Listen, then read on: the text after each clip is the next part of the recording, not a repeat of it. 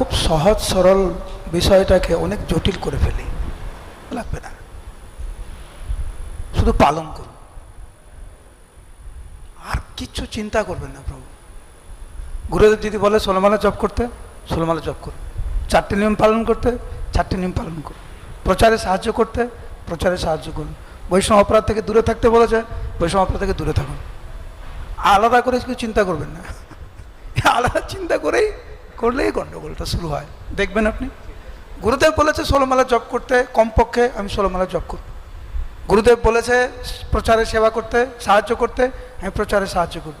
পরচর্চা পরনিন্দা তো করবে না। গুরুদেব বলেছে শাস্ত্র অধ্যয়ন করতে, ভক্তিশাস্ত্রী ভক্তিভাব এগুলো করতে বলেছে, আমি করব। গুরুদেব যা বলেছে ব্যাস,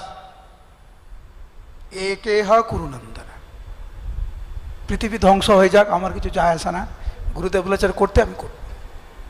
কথা রাখুন, দেখবেন ভক্তি জীবনে সফল আসবেই আসবে।